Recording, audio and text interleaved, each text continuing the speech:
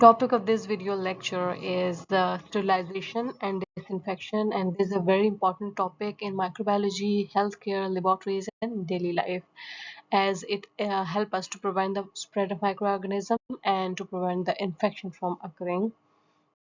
The aim of the sterilization and disinfection is to remove or destroy microorganism from material or from the body surface. दोनों का ही यही function है कि remove कर दे या फिर डिस्ट्रॉय कर दे माइक्रोऑर्गेनिज्म को. If we talk about sterilization, it is a process by which an article, surface or medium is made free, completely removed of all the organisms either in vegetative or spore form. इसमें ये होता है कि कोई भी किसी किस्म की भी सरफेस है या ऑब्जेक्ट है उसको completely फ्री कर देना माइक्रो ऑर्गेनिज्म से. ना तो माइक्रो ऑर्गेनिज्म की कोई वेजिटेटिव फॉर्म रहे ना ही स्पोर फॉर्म रहे. जबकि डिसइंफेक्शन में ऐसा नहीं होता. Disinfection is the destruction of all pathogens और organisms capable of causing infection. अब इसमें होता है कि पैथोजन जो है वो डिस्ट्रॉय कर दिए जाते हैं. Not all the microorganisms can be completely killed, but their number can be reduced to the point where they are no longer harmful to health. इसमें होता है completely remove नहीं होते, बट इतने रिमूव हो जाते हैं कि इनका नंबर कम हो जाता है और ये जो है इन्फेक्शन कॉज करने के काबिल नहीं रहते और हार्मफुल नहीं रहते for the health. Health care बहुत सारे डिग्नोस्टिक प्रोसीजर्स में या सर्जिकल प्रोसीजर्स में ऐसे इंस्ट्रूमेंट्स या ऐसे मटेरियल्स यूज होते हैं जो कि उनको दोबारा से यूज़ करना पड़ता है फॉर द पेशेंट्स. और उसके लिए ज़रूरी ये है कि जो उन्हें स्टेरिलाइज किया जाए ताकि नेक्स्ट टाइम जब भी किसी पेशेंट पे वो यूज़ करें तो उसको वो इन्फेक्ट ना कर सकें. उसके अलावा जो रिएजेंट्स यूज़ होते हैं या जो कल्चर मीडिया माइक्रोबायोलॉजी लैब में यूज़ होते हैं उनको भी स्टेरिलाइज करना ज़रूरी होता है ताकि वो ऑलरेडी किसी भी माइक्रो ऑर्गेनिज्म से कंटेमिनेटेड ना हो. In food and drug manufacturing to ensure the safety from the contaminating organism. Food and drug में भी ताकि जो contaminating organism है उनसे सेफ किया जाए जो भी अपना फूड आप बना रहे हैं या भी कोई ड्रग मैन्युफैक्चर कर रहे हैं. Sterilization, there are two types of the method of sterilization. One is physical method, second is chemical methods.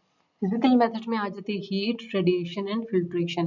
Heat में भी दो टाइप्स हैं, dry heat, moist heat. Radiation में आयोनाइजिंग रेडिएशन और नॉन आयोनाइजिंग रेडिएशंस आ जाती हैं. जबकि केमिकल मेथड्स में alcohol, phenols, dyes, aldehyde, oxidizing agent and halogens, and we will go in the detail of all these methods one by one. So among the physical methods, number one is heat method. Heat में भी दो types आ जाती हैं, एक होती है dry heat, दूसरी होती है moist heat. तो हम अभी dry heat देखेंगे. Dry heat is the most common method. Simplest method is exposing the item to be sterilized to heat. सबसे common है. उसके अलावा जिस भी item को आपने sterilize करना है उसको आपने heat से expose कराना है. प्रिंसिपल ड्राई हीट क्या है कि जो ड्राई हीट होती है वो बैक्टीरिया को कैसे किल करती है, वो जो बैक्टीरियल प्रोटीन्स होती हैं उनको डीनेचर करेगी. उसके अलावा जो बैक्टीरिया है उसकी बॉडी में ऑक्सीडेटिव डैमेज कॉज करेगी यानी फ्री रेडिकल प्रोड्यूस करेगी. उसकी वजह से जो है वो बैक्टीरिया के सेलुलर फंक्शंस जो है मुतासर होंगे and by the toxic effect of elevated level of electrolytes. और जो बैक्टीरियल सेल है उसके अंदर इलेक्ट्रोलाइट्स के लेवल को एलिवेट कर देगी, उसकी वजह से टॉक्सिक इफेक्ट आएंगे. ड्राई हीट है उसकी भी एग्जांपल्स हैं, रेड हॉट है, फ्लेमिंग है, हॉट एयर ओवन है और इंसिनरेशन है. रेड हीट क्या है? रेड हीट में होता है कि आप जिस भी इंस्ट्रूमेंट को स्टेरिलाइज करना होता है उसको हीट से एक्सपोज कराते हैं जब तक वो रेड कलर का नहीं हो जाता. यहाँ पे भी इमेज में शो हो रहा है कि ये रेड हो जाता है. अब इसमें आ जाती हैं जो वायर लूप्स होती हैं वो उनको इस प्रोसीजर से गुजारा जाता है. इनोकुलेटिंग वायर्स और लूप्स या फिर टिप्स ऑफ फॉरसेप्स और needles are held in the flame of Bunsen burner till they become red hot. Next is flaming. Flaming में होता है कि फ्लेम जो भी होता है उस पर से आपने जो भी इंस्ट्रूमेंट है आपने उसको गुजारना होता है. जिस तरह से जब जो स्लाइड्स होती हैं उनको ड्राई करना हो या फिक्स करना हो तो उनको फ्लेम के ऊपर से पास किया जाता है. उनको जिस तरह रेड हॉट में काफ़ी देर के लिए हीट पे रखा जाता है तो इसको हीट पे नहीं रखा जाता, इसको बस पास किया जाता है. उस प्रोसेस को कहते हैं फ्लेमिंग. और जो इसकी एग्जांपल है कि fixing the glass slides, scalpel, जो स्केलेपल हैं वो भी जो लैब्स में यूज़ होते हैं उनको भी अगर आपने स्टरलाइज करना हो वो, and mouth of culture tubes, जो कल्चर ट्यूब्स होते हैं जिनके अंदर कल्चर मीडिया की बॉटल होती है, तो उसको ऐसा होता है कि जब पेट्री डिशेस में पोर करना होता है उससे पहले भी आपने उसके माउथ को फ्लेम करना होता है, और उसको यूज़ करने के बाद भी, यानी पोर करने के बाद भी, जब आप ढक्कन उसका बंद करने लगते हैं उससे पहले भी आपने जो उसको फ्लेम करना होता है.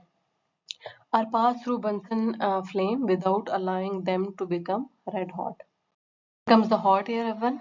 This is an image and hot air oven. ये बिजली से ही कनेक्टेड होगा. उसके बाद यहाँ इसके अंदर एक फैन होगा. उसका फ़ायदा ये कि जब ये हीट प्रोवाइड करेगी ये ओवन, तो जो फैन होगा वो क्या करेगा, हर जगह पे इक्वली हीट को स्प्रेड करने में हेल्प करेगा. It is the most widely used method of sterilization by dry heat. The oven is electrically heated and is fitted with a fan to ensure adequate and even distribution of hot air in the chamber. अच्छा, temperature and time. अगर तो आपने किसी भी जो भी material है उनको स्टेरिलाइज करना है, तो अगर आप 160 डिग्री सेंटीग्रेड टेम्परेचर इसका सेट करेंगे तो आपने 2 घंटे के लिए उसको स्टेरिलाइज करना है. अगर आप 170 डिग्री रखेंगे तो 1 घंटे के लिए. अगर आपने 180 डिग्री सेंटीग्रेड रखा तो आप 30 मिनट्स के लिए जो भी अपना इंस्ट्रूमेंट है उसको स्टेरिलाइज करेंगे. यूजेस क्या है? It is use for the sterilization of glassware. ये जो लैब में इस तरह के फ्लास्क हो गए, इस तरह की जो बैटरी डिशेज होगी, ये जो ग्लास रेंजेस होगी, इनको petri dishes, pipettes and test tube, इन सबको हॉट एयर में आप स्टेरिलाइज कर सकते हैं. उसके अलावा surgical instruments like scalpel, scissor and forcep, ये चीज़ें भी आप हॉट एयर ओवन में स्टेरिलाइज कर सकते हैं. इंसिनरेशन ये एक ऐसा प्रोसीजर है जिसके अंदर एक वेरी हाई टेम्परेचर पे एक चैम्बर होता है, उसके अंदर जो है हीट अप्लाई की जाती है. वो जो टेम्परेचर रेंज होती है वो 900 टू 1200 डिग्री सेंटीग्रेड का टेम्परेचर होता है, और उसमें जो भी इन्फेक्टेड मटेरियल्स होते हैं उनको इस चैम्बर में डाला जाता है और वो जलाया जाता है, जिस तरह राख बना दिया जाता है. और इसमें यह है कि by this method infected material is reduced to ashes by burning. An instrument named by incinerator may be used for this purpose at high temperature 900 to 1200 degree centigrade. और ये किस लिए यूज होता है? Solid dressings, bleeding and pathological material जो है उसको इसमें जलाया जाता है. हीट मेथड, उसकी जो दूसरी एग्जांपल है वो है मॉइस्ट हीट. इसमें होता है कि मॉइस्ट हीट अप्लाई की जाती है जो भी मटेरियल्स हैं उन पे. Moist heat kills the microorganism by denaturation and coagulation of proteins. जो प्रोटीन प्रेजेंट होती हैं किसी भी जो माइक्रो ऑर्गेनिज्म है उसके स्ट्रक्चर में, तो उसको कोएगुलेट के डीनेचर कर देती है. मॉइस्ट हीट की 3 टाइप्स है: moist heat at below 100 degree centigrade, moist heat at 100 degree centigrade and moist heat at above 100 degree centigrade. यानी तीन, एक तो बिलो 100 और दूसरी इक्वल टू 100 और तीसरी अबव 100. जो बिलो 100 है उसकी एग्जांपल है पास्चराइजेशन, जो एट 100 है उसकी एग्जांपल है बॉइलिंग एंड टिंडलाइजेशन, और जो अबव 100 है उसकी एग्जांपल है clay. So the first process of the moist heat sterilization below 100 degrees centigrade is pasteurization. It's a controlled heat treatment used mainly for milk and other liquids. जितने भी packaged food हैं, juices हो गए, sauces हो गए या milk products हो गई, जिन्हें लॉन्गर टाइम के लिए प्रिजर्व करना होता है, तो उन्हें पॉस्चराइजेशन के प्रोसेस के से गुजारा जाता है. इसमें टू टाइप्स या टू मेथड्स आ जाते हैं: holder method and flash process. Holder method में मटेरियल को 63 डिग्री सेंटीग्रेड पे 30 मिनट्स के लिए हीट किया जाता है, जबकि फ्लैश प्रोसेस में 72 degree centigrade for 15 to 20 seconds followed by rapid cooling at 30 degree centigrade और लोअर. अब इसमें जो फ्लैश प्रोसेस है इसमें टेम्परेचर भी होल्डर मेथड से ज़्यादा है और जो टाइम है वो बहुत शॉर्ट है as compare to holder method, because holder में मिनट्स में, इसमें सेकंड्स में है. उसके बाद जो इसको रैपिड कूलिंग जो 13 डिग्री सेंटीग्रेड या लोअर टेम्परेचर पे की जाती है. All the non-spore forming pathogens such as Mycobacteria, Brucella and Salmonella are destroyed.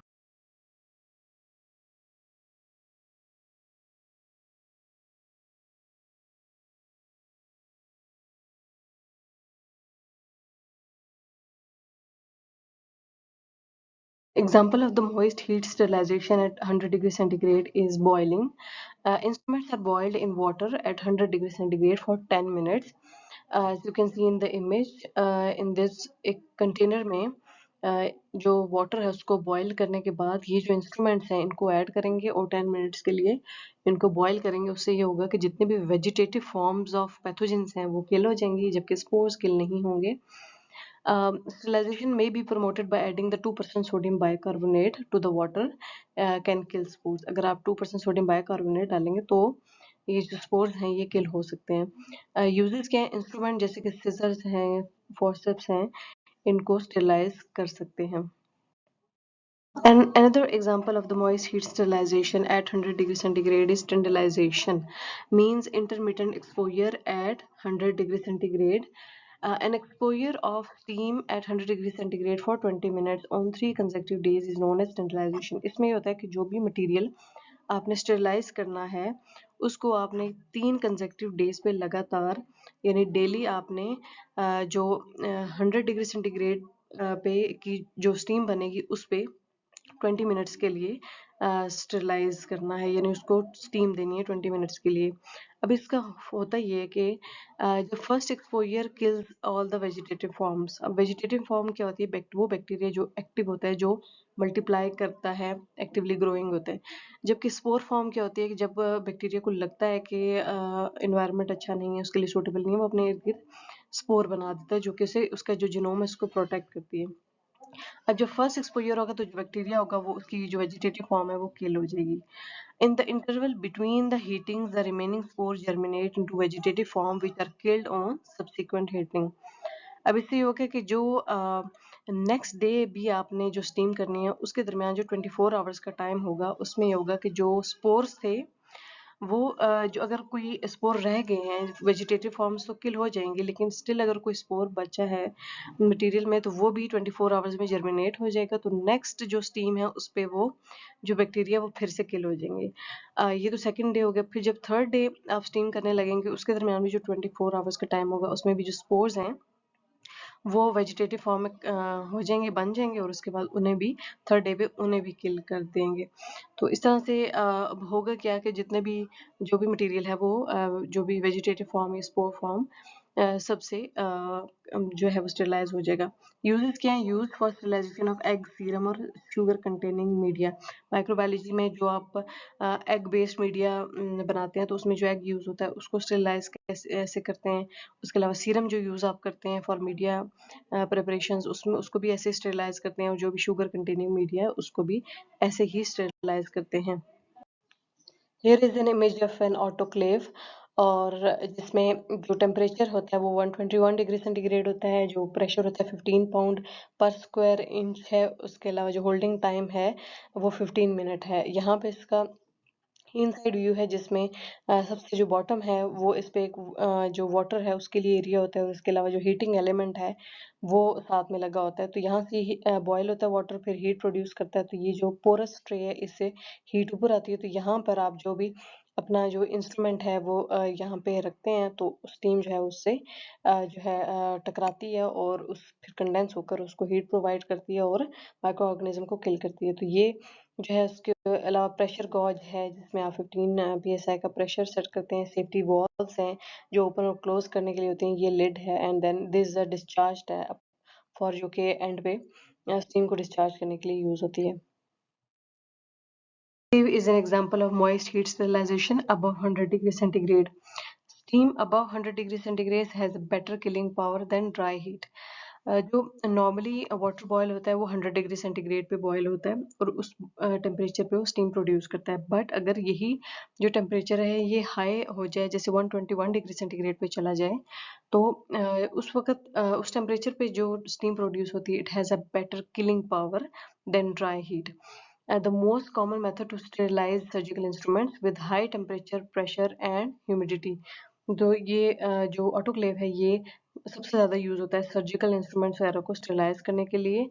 इसमें ना सिर्फ हाई टेम्परेचर होता है बल्कि प्रेशर भी अप्लाई होता है, और ह्यूमिडिटी भी in the form of steam provide होती है, so that it can kill microorganism in a better way. Mechanism क्या है, saturated steam can penetrate porous material easily. जितने भी मेडिकल के जो मटेरियल होते हैं जिसमें कल्चर मीडिया आ गया, ड्रेसिंग्स हो गई या गाउन्स हो गए या जो भी स्टेरिलाइज करना हो वो पोरस मटेरियल होता है, तो उससे स्टीम जो है वो बेटर पेनिट्रेट हो जाती है। Water boil when its vapour pressure equals to that of the surrounding atmosphere. और जब आप एक क्लोज वेसल, वो autoclave is a close vessel, उसमें क्लोज वेसल के होने की वजह से भी प्रेशर बढ़ जाता है। उसके अलावा जो आप ऊपर 15 psi का प्रेशर अप्लाई करते हैं तो उसमें भी जो है जो प्रेशर है वो इंक्रीज हो जाता है। तो सराउंडिंग का जो प्रेशर है वो ज़्यादा हो जाता है, तो जो वाटर होता है उसका भी जो बॉइलिंग पॉइंट है या वेपर प्रेशर है वो 20 बढ़ जाता है। तो वो 100 जो नॉर्मल होता है उससे बढ़कर वो 121 डिग्री सेंटीग्रेड पे चला जाता है। तो उस पॉइंट पे जाके वो स्टीम प्रोड्यूस करता है। जो स्टीम उसकी बेटर पेनिट्रेटिंग पावर होती है। Pressure increased inside a closed vessel, temperature increased and saturated steam has a better penetrating power. When steam comes into contact with a cool surface, it condenses into water. जो भी आपने material उसमें डाला होता है autoclave में, चाहे वो कल्चर मीडिया हो या चाहे जो भी मटेरियल हो, उससे जब वो स्टीम जो है कांटेक्ट में आती है तो वो वाटर में कंडेंस हो जाती है, कन्वर्ट हो जाती है। तो उससे क्या होता है, वो जो उस वजह से जो हीट है वो बेहतर तरीके से जो भी मटेरियल है उसको पास ऑन होती है और वो जो माइक्रो ऑर्गेनिज्म उसको बेहतर तरीके से किल कर सकता है। And kills the microbe present in biological media, surgical instrument that are sterilized.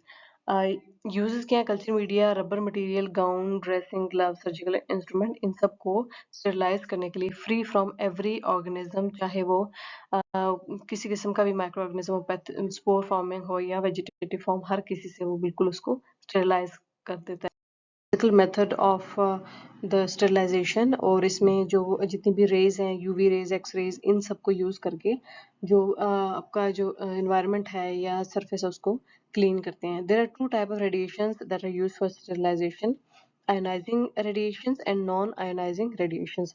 Ionizing radiation में आ जाते हैं गैमा रेज और एक्स रेज, जबकि नॉन आयोनाइजिंग रेडिएशंस में infrared radiation and UV radiations आ जाती हैं। Ionizing radiations include the gamma rays and X-rays. Gamma rays has a greater energy and high penetrating power than UV light, that is non-ionizing radiation. They are lethal to all the cells, including bacteria. Used for plastic syringes, swabs, culture plates, and cannulas and catheters, also known as cold sterilization because there is no appreciable increase in temperature. फिर non ionising radiations में आ जाती हैं infrared radiation, जो catheters और syringes के लिए use होती हैं, जिनमें 10 मिनट्स के लिए 190 डिग्री सेंटीग्रेड टेम्परेचर अप्लाई करते हैं। यूवी रेडिएशन जो कि 242 टू 80 वेवलेंथ पे यूज होती हैं। They are used for disinfecting enclose areas, laboratory, laminar flow, operation theatres and surgical rooms. Is a physical method of sterilization, and it is used for heat sensitive substances that are damaged by heat, such as serum, antibiotics, some vaccines and enzyme solutions. तो ये ऐसे substance होते हैं जिन्हें अगर आप heat apply करेंगे तो ये डैमेज हो सकते हैं। कुछ ज़ाहिर एंजाइम है, उनका अपना एक ऑप्टिमम टेम्परेचर होता है। तो ये हर चीज़ जो है वो ये हीट से डैमेज हो सकती है। तो इसलिए जो फिल्ट्रेशन एक सेफ प्रोसीजर है, उसमें एक मेम्ब्रेन जो फ़िल्टर होगा, जो सेलुलोज़ एसीटेट से बना होगा, वो इसमें यूज़ होता है, जो कि पोरस होता है। और जितने भी जो भी मटेरियल होगा, जैसे आप उसको जब फ़िल्टर करेंगे तो जितने भी बैक्टीरिया होंगे जो उन पोर्स से थोड़े लार्ज होंगे तो वो मेम्ब्रेन के ऊपर रह जाएँगे, बाकी सारा सॉल्यूशन जो है वो जो दूसरे वायल में जाके फ़िल्टर हो जाएगा। Filtration can remove most bacteria because bacterial cells are usually larger than pores of the filter. However, viruses are much smaller, so they can pass through the pores. Some very small bacteria, such as Mycoplasma, may also pass through. Thus, filtration does not technically sterilize item, but it is adequate for the circumstances under which it is used. We have studied all the physical method of sterilization. Now we will move on to chemical sterilization. और हम daily life में बहुत सारे chemical sterilisation के methods देखते हैं। जिस तरह से डेली हम अल्कोहल स्वैब्स यूज़ कर रहे होते हैं, उसके अलावा हम आयोडीन, पायोडीन, इस तरह की चीज़ें यूज़ करते हैं, उसके अलावा ब्लीच वगैरह यूज़ करते हैं। तो ये केमिकल स्टेरिलाइजेशन में आती हैं। Various disinfectants and antiseptics are used for chemical sterilization. अब एंटीसेप्टिक्स और डिसइंफेक्टेंट्स में ये डिफरेंस होता है। जो डिसइंफेक्टेंट होता है ये नॉन लिविंग सर्फेसिस पे अप्लाई करते हैं, जबकि एंटीसेप्टिक्स जो है ये लिविंग टिश्यूज पे अप्लाई होता है। और डिसइंफेक्टेंट्स जैसे सर्फेसिस को क्लीन करता है, जबकि एंटीसेप्टिक्स जो हैं ये स्किन को क्लीन करने के लिए यूज़ होता है, स्टरलाइज करने के लिए। और डिसइंफेक्शन में आ जाते हैं ब्लीच, इस तरह की चीज़ें। जबकि एंटीसेप्टिक्स में आ जाती हैं iodine and alcohol swab and all these, chlorhexidine और हाइड्रोजन पेरोक्साइड वगैरह। Chemical method used for sterilization of heat-sensitive materials like biological material, fiber optics, electronics and plastic items. जितने भी heat sensitive materials हैं उनके लिए आप chemical sterilization के method use करते हैं। Mode of action क्या है कि interfering with the enzymatic system of the organism। जो organism होगा उसका जो भी enzymatic system है जिस पे वो सर्वाइव कर रहा होता है उसको उससे इंटरफेयर होता है, प्रोटीन की कोagulation करता है, जो सेल मेम्ब्रेन है उसको डिस्टर्ब करता है, और उसके अलावा oxidative damage by the production of free radicals inside the cell। So ये इस तरह से जो chemical sterilization है वो work करती है। We have discussed so far the physical method of sterilization. Now we will move on to the chemical sterilization. इसमें जो रूटीन में हम लोग यूज़ कर रहे होते हैं कुछ केमिकल, जैसे ब्लीच हो गया और उसके आयोडीन हो गया, अल्कोहल हो गया, ये चीज़ें केमिकल स्टेरिलाइजेशन में आती हैं। Various disinfectants and antiseptics are used for chemical sterilization. Disinfectants and antiseptics में ये डिफरेंस होता है। डिसइंफेक्टेंट जो है वो नॉन लिविंग ऑब्जेक्ट्स के लिए यूज़ होता है, जबकि जो एंटीसेप्टिक है ये लिविंग टिश्यू के लिए यूज़ होता है। और डिसइंफेक्टेंट में आ जाता है ब्लीच वगैरह, जो कि सर्फेसिस को क्लीन करने के लिए यूज़ होती है। उसके अलावा एंटीसेप्टिक्स में आयोडीन आ जाती है, हाइड्रोजन पेरोक्साइड आ जाता है, क्लोरोहेक्सिडीन, इस तरह की चीज़ें जो रूटीनली यूज़ होती हैं। Chemical method used for sterilisation of heat sensitive material like the biological material, fibre optics, electronics and plastic items. So वो तमाम चीज़ें जो कि हीट सेंसिटिव होती हैं उनके लिए ये सेफ़र मेथड है। ये मोड ऑफ एक्शन क्या है केमिकल स्टेरिलाइजेशन का, कि ये जो ऑर्गेनिज़्म है उसके एंजाइमेटिक सिस्टम जो है उस पे इंटरफेयर करता है। और ये ज़ाहिर है जो ऑर्गेनिज़्म है वो अपने बहुत सारे एंजाइम्स को यूज़ करते हुए सर्वाइव कर रहा होता है, तो उससे इंटरफेयर हो गई ये प्रोटीन जो है उनकी कोagulation करेगा। जो सेल मेम्ब्रेन है बैक्टीरिया की उसको डिस्टर्ब करेगा। और उसके अलावा जो ऑक्सीडेटिव डैमेज यानी सेल के अंदर जो फ्री रेडिकल्स को एलिवेट करके ऑक्सीडेटिव डैमेज कॉज करेगा। Categories of the chemical sterilisation, liquids and gaseous. जो लिक्विड्स हैं उनमें आ जाते हैं alcohols, aldehydes, phenolics, halogens and oxidising agents. जबकि जो गैसियस फॉर्म है उनमें आ जाते हैं formaldehydes and ethylene oxides. Alcohols. Commonly used alcohols are ethanol and isopropyl alcohol. While working in the research lab or clinical setting, any kind of labs, we come across with the ethanol, जो कि commonly use हो रहा था in the form of 70% ethanol, और isopropyl alcohol भी as a disinfectant use हो रहा था. They are most effective at 60 to 90% concentration, commonly 70% in water. अब इसके अंदर इसकी कंसंट्रेशन 70% क्यों रखी जाती है और बाकी इसमें वाटर इसलिए ऐड होता है क्योंकि जो वाटर है वो माइक्रो ऑर्गेनिज्म की जो सेल मेम्ब्रेन है उसमें एथेनॉल की जो पेनिट्रेशन है उसको बढ़ाता है, तो वो मोर इफेक्टिवली अपना काम कर सकते हैं। They act by denaturing proteins and disrupting the cell membrane. They kill many vegetative bacteria, fungi and envelope virus. अब वेजिटेटिव है मतलब ये कि एक्टिवली ग्रोइंग जो बैक्टीरिया उसको किल करेगा, फंजाई और enveloped virus. Do not kill the spores. Uses क्या है, एथेनॉल जो है स्किन एंटीसेप्सिस के तौर पे यूज हो जाता है, जिस तरह अल्कोहल स्वैब की फॉर्म में। Isopropyl alcohol for disinfecting skin, thermometers, and small surfaces या small instruments. Alcohols are flammable and should be kept away from the flames. Glutaraldehyde used as a 2% buffer solution, highly effective against the bacteria but less toxic than formaldehyde, effective against the tubercle bacilli, fungi, and viruses, used for face masks, plastic tracheal tubes, metal instrument, and एंडोस्कोप्स। इन सब को अगर sterilise करना है तो glutaraldehyde ही use करते हैं। Formaldehyde is a gas that is used for the sterilization. It is highly bactericidal and active against the spores. Used to preserve anatomical specimen. ये formaldehyde itself is a gas, लेकिन जब इसको जो इसका aqueous solution बनाया जाता है तो as in the form of 10% formalin, उस सिचुएशन में वो जो टिश्यू स्पेसिमेन है उसकी फिक्सेशन के लिए इस्तेमाल होता है। 10% formalin plus 0.5% sodium tetraborate is used to sterilize metal instruments. Phenols are used as a 2% concentration और इन ये किस तरह काम करते हैं? They damage the bacterial cell membrane and cell lysis cause करते हैं। मेनली जो 3 फिनोल्स यूज होते हैं, क्लोरोऑक्सीलिनोल। ये जिस तरह से ये हमें नजर आ रही है, एक एंटीसेप्टिक लिक्विड है। It is use for the skin disinfection and surgical instrument. फिर क्लोरोहेक्सिडीन जो है ये for injury and mouth wash and as a cream use होता है। जैसे ये माउथ वॉशेस के अंदर इस ये एज अ केमिकल यूज होता है। देन लाइजोल एंड क्रिजोल, जो ये for glassware and cleaning floors और इनकी स्टेरिलाइजेशन के लिए यूज होता है। आयोडीन एंड क्लोरीन जो है, iodine is used as a skin disinfectant, active bactericidal activity and moderate action on spores.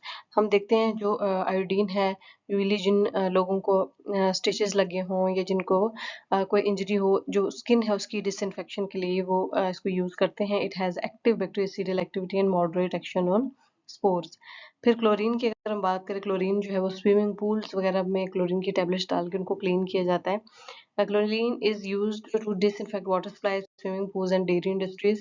Preferred disinfectant for HIV and hepatitis virus.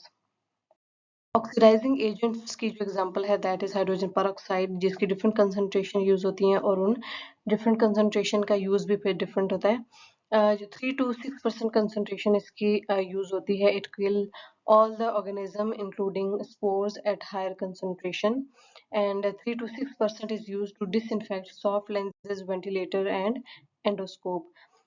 जबकि 6 to 7.5% जो H2O2 है, ये प्लाज्मा स्टेरिलाइजेशन के लिए यूज होता है।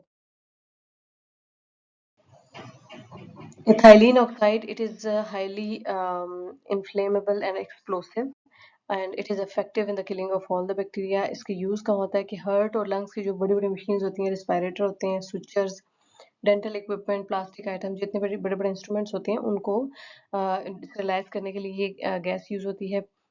देन जो फॉर्मेल्डिहाइड गैस है, this is widely employed for fumigation of operation theatre and other rooms. After fumigation, the door should be sealed for 48 hours.